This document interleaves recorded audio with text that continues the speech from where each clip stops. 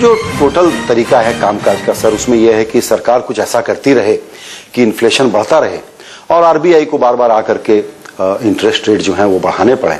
अब कहते हैं कि पीक हो गया, यहां से शायद कम होगा।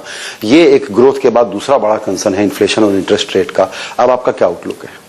The worst is over, inflation control में आया है थोड़ा।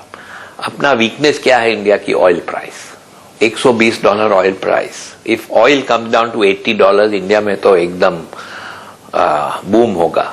8+ की बात हम फिर कर सकेंगे। 8+10 भी कर सकते हैं। ऑयल नीचे आना चाहिए। हमारा 90% इम्पोर्टेड है requirement, domestic requirement.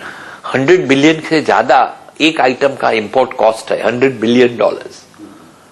So it is a weakness, India's weakness कि हमारे पास क्रूड नहीं है और हम एक्सप्लोर नहीं कर पाए बराबर।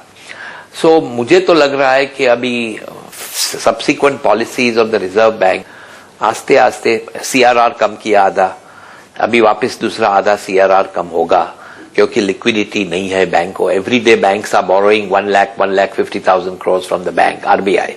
Banks are borrowing from RBI, so there is shortage of liquidity. So थोड़ा दूसरा सीआरआर कम करेगा।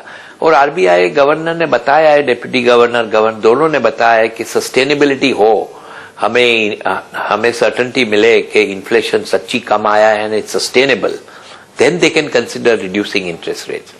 But interest rate reduction will be a gradual, quarter to half होगा। ऐसा 4% 3% एक्सपेक्ट नहीं करिए। ये साल में होगा 0.5% या 1% if inflation is under control। Sir दूसरी बात, बैंकिंग पर बड़ा फोकस आजकल है। एक समय था कि लोग बहुत अग्रेसिव हो गए, भले सरकारी बैंक हो या प्राइवेट बैंक हो, और तब के प्रोजेक्शन अलग थे। अब के जो आ रहे हैं लोग स्ट्रगल कर रहे हैं कि अपने एनपीएस को कैसे कंटेन करें। ये इस पर आप क्या सोचते हैं? आई थिंक एनपीएस कंट्रोल में है। थोड़ी क्रॉनिक इंडस्ट्रीज है जो गवर्नमेंट को उस पर अटेंशन देना चाहिए। हमने जो बताया पावर के काफी एनपीए हो गए, एनर्जी एंड पावर का। पीछे सिविल एविएशन का एनपीए है।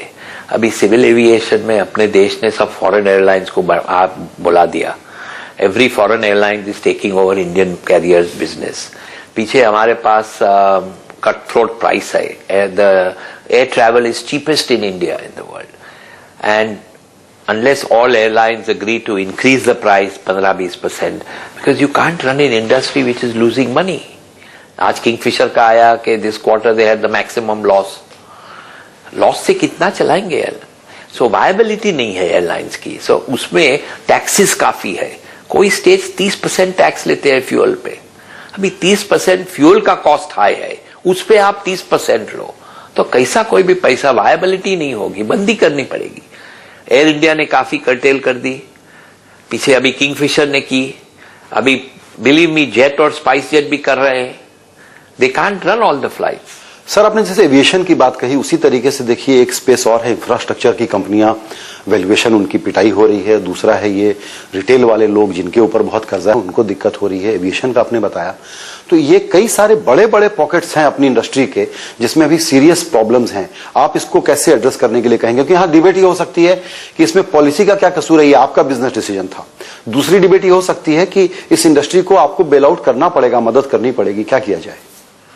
नहीं, सब अलग अलग इंडस्ट्रीज का अलग अलग तरीका होता है। एक दो तो प्राइसिंग है। अभी एनर्जी में दूसरा देखिए, तमिलनाडु में 10 साल से टैरिफ इंक्रीज नहीं करे इलेक्ट्रिसिटी के, तो पीछे इलेक्ट्रिसिटी बोर्ड कैसे पैसे बनाएंगे? दिल्ली में प्राइवेटाइज किया बट 7 साल से टैरिफ इंक्रीज नहीं हुए, हरियाणा में नहीं हुए। गुजरात का क्यों पावर सिचुएशन ठीक है? गुजरात ने एवरी ईयर 2%, 3%, 4% रेगुलरली किया है।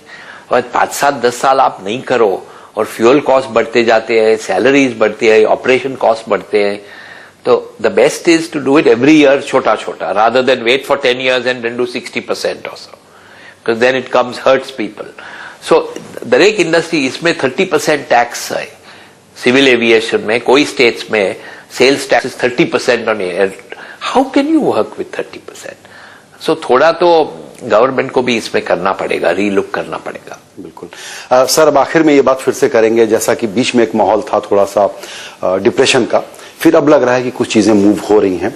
चूंकि बजट सामने है, आपने कई चीजों की तो विश लिस्ट बताई कि क्या क्या होना चाहिए, लेकिन रियलिस्टिकली स्पीकिंग 6 मार्च को यूपी के नतीजे आ जाएंगे, 16 मार्च को बजट आना है। क्या क्या चीजों पर आपको लगता है कि आपकी इन बातों को वित्त मंत्री और प्रधानमंत्री मान करके इस बजट को एक टूल की तरह से यूज करेंगे मूड को और चेंज करने के लिए? वो 2-3 चीजें अगर आप बैक ऑफ द एनवेलप लिखें तो क्या होगा? वो तो फाइनेंस मिनिस्टर का प्रेरोगेटिव है, हम बात नहीं कर सकते हैं। हम अपनी इच्छाएं जाहिर करें। नहीं, पर अभी वो तो उनको करना चाहिए। हमें तो यही इच्छा है, यही विश है कि कुछ कंट्री के लिए होए, कुछ ग्रोथ आगे बढ़े, कुछ पैरालिसिस को निकाल दे, डिसीजंस फास्टर ले, ट्रांसपेरेंटली ले। और जिसको आप वॉच करेंगे उसमें सबसे बड़ा कंपोनेंट होगा कि सब्सिडी पर attack, subsidy, energy and subsidy, because energy and subsidy are the 2 big thing. और तीसरा आपने बहुत इंपॉर्टेंट बात कही जो हम लोग हर साल करते हैं, एग्रीकल्चर, उसको नहीं टच करेंगे।